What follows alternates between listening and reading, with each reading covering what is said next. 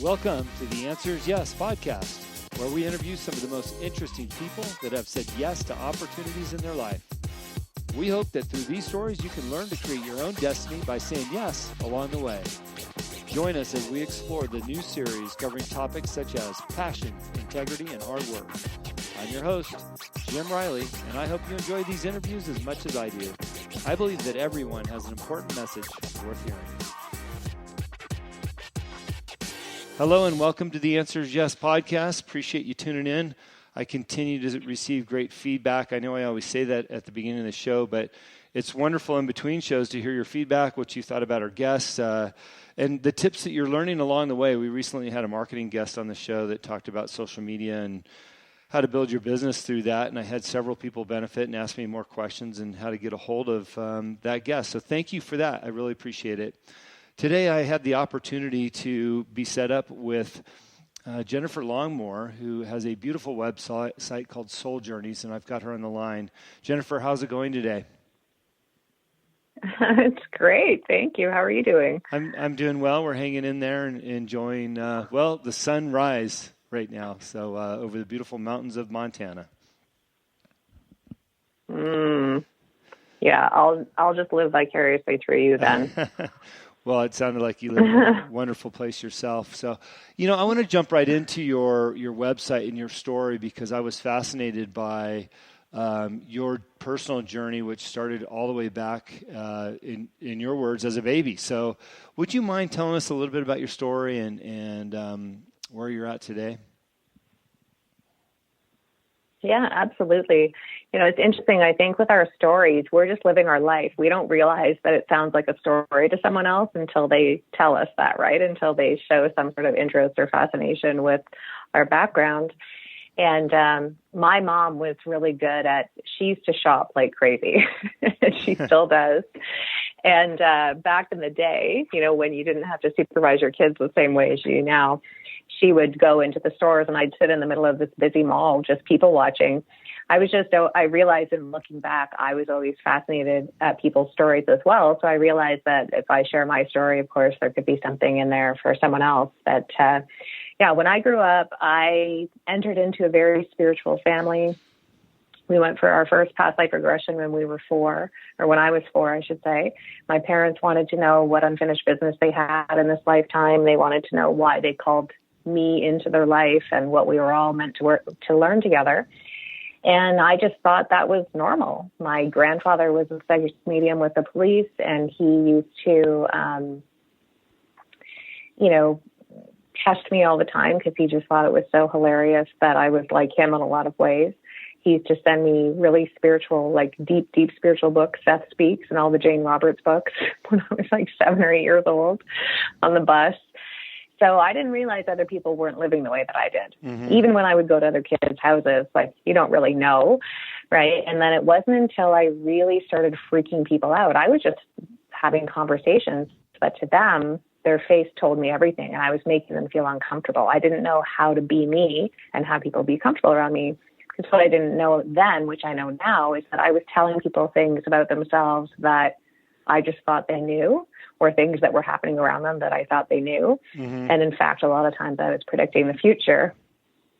So I tried to resist it, but it wouldn't go away. And I felt like it was a curse for a long time. I didn't know how to make peace with it until I finally just had a wake-up call. I don't know what that was, but I just kind of woke up one day and said, you know what? Resisting this isn't making it go away. What would happen if I just started being curious about it? What would happen if I just leaned into it and started having fun with it?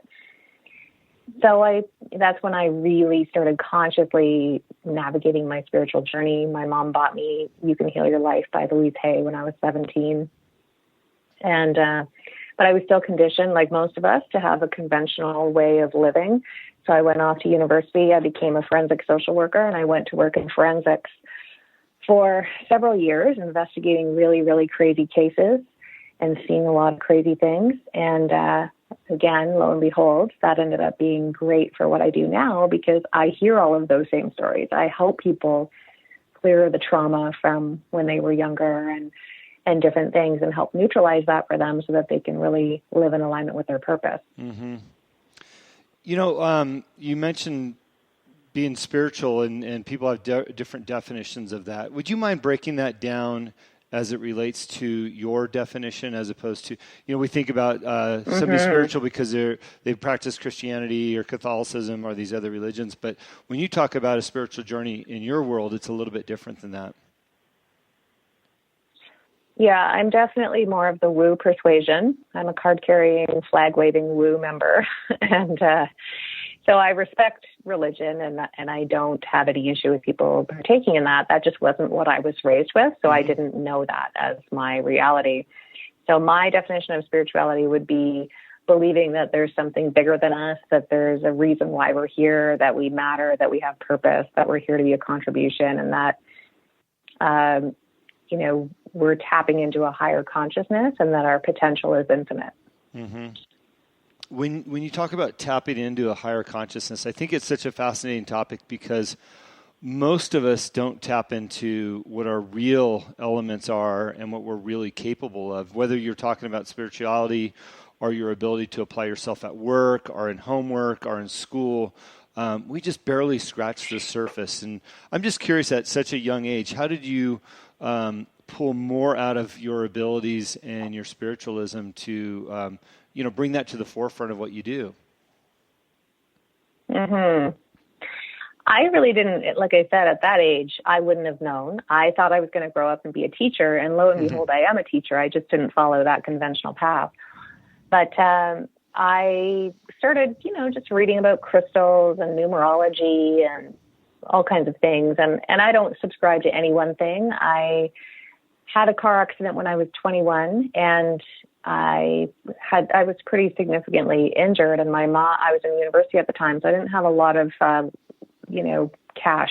And my mom did reflexology, and her friend did Reiki. So my mom exchanged reflexology to this woman, so this woman could do Reiki on me to, balance out the energy. And Reiki just kind of opened me up. I ended up becoming a Reiki master when I was in my early 20s. And that gave me the bridge between the intuitive side and the energy side. And I think, like most of us, I knew what my purpose was when I was really young, or at least had a sense of what I wanted to do when I grew up. And even if people find it out later in life, there's a big difference between knowing your purpose and living your purpose. Living our purpose requires us to get out of our own way and to release any stories we have about what's going to happen to us when we do live our purpose. So I knew what was required of me, but it meant me being okay with people thinking I was a wackadoodle. Mm-hmm. And it meant me being okay with people will say to me, well, how do you speak to the people that are, Mormons in Utah? And I'm like, I don't. I just communicate the message. And if it resonates with them, great. If it doesn't, it doesn't. But I'm not trying to convert anyone. I'm just speaking my truth. And I'm trying to be helpful, and I'm trying to spread light and inspiration and help people activate their highest possibility and potential. And if that resonates for them, great. If it doesn't, that's okay too. I have to be okay with me first, because if I'm way too attached to what other people think, then I'm really going to hold my gifts back. Mm-hmm. How do we identify our spiritualism as it relates to your world? Because I think oftentimes we encounter it throughout our lives, whether it's personally or through somebody else, and we pass it off because we think that's not really is.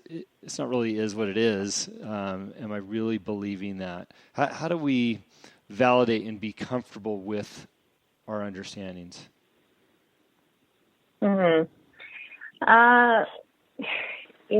Really with anything in life, whether it's being clear on who we are, cultivating our intuition, taking a leap and making a career change, giving ourselves permission to fall in love, even though that might be risky. All of these things start with a decision. Mm-hmm. I have people that take my intuitive development classes, and some people just get activated right away, and other people are way too in their head. And they know that they're intuitive, but they really need to dissect the bejeebers out of everything, right? They can't just surrender to the fact that if this is a right brain activity, there's no logic that's going to explain the right brain. It's impossible to explain the right brain, right? Uh-huh. If we're taking a left brain approach. So like many things in life, we have to just surrender to the fact that some things can't be explained and some things don't make sense. It doesn't mean they're any less valid. But in all honesty, Jim, I just don't spend my time trying to convince people of this stuff. People just kind of know. And the other thing I would say about intuitive development, for example, and expanding our consciousness is that it's not a destination, it's a journey. So if people are waiting, if they see a door in front of them and they're like, oh, that's the door of enlightenment, I'm going to turn the handle on that and poof, everything's going to be better. And I can just go back to watching TV and do, like living my mundane, day-to-day reality, which we all have. That's not how it works, right? It requires us surrounding ourselves with people that speak the same language. It requires us doing a lot of introspection, a lot of journaling, reading books, exposing ourselves to material that whether or not we believe it, we can at least tap into it to see if it resonates with us. The only way we really know whether something is true for us is if we have information reflected back to us for us to go, yeah, that feels right, or no, that doesn't actually feel very aligned. And right now, what's going on in the world with COVID, everyone and their uncle has an opinion about why this is happening, right? Some people believe that it truly is this oopsie doopsie virus that just happenstanced upon humanity and it was all oopsie doopsie. And other people believe that, it's just happening to occur when Easter's on its way and Jesus is coming back to save everyone. Other people believe it has to do with aliens. I mean, there's all kinds of things out there. And people, it's up to us to be discerning to say, okay, I don't think there's any, there's some falsehoods for sure, but most of what we live is subjective. It's based on the perceptions we hold at that time. So whatever perceptions we're holding will be the information that we call into our field. Mm-hmm. Interesting. You said something a couple minutes ago reminded me of a story, personal story I had about my daughter.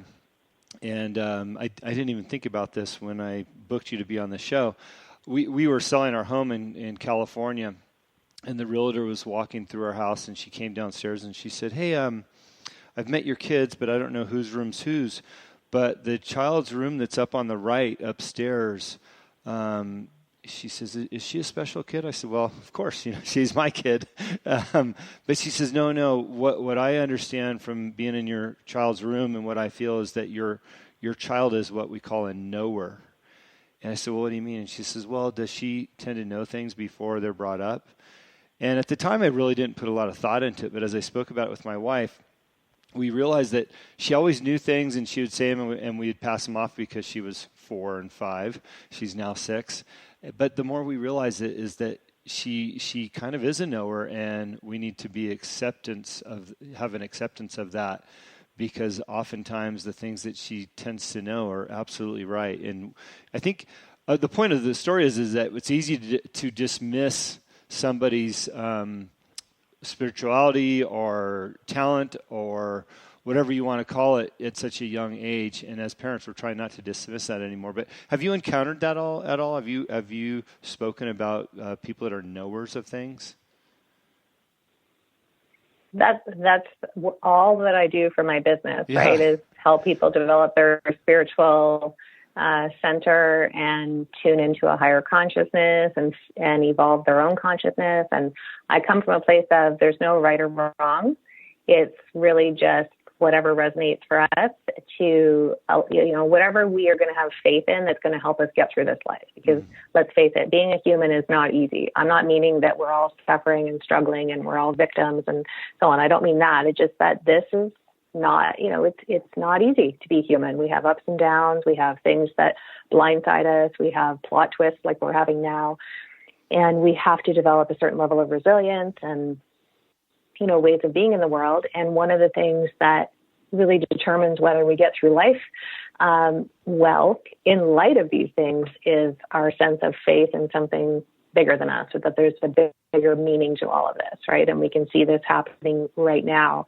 A lot of the conspiracy theories, for example, are just people's ways of bargaining. It's just one of the stages of grief, right? We have to find some sort of logic to be able to explain why something so, ginormous is happening. And so I don't, like I said, I don't spend my time trying to convince people. People will evolve into their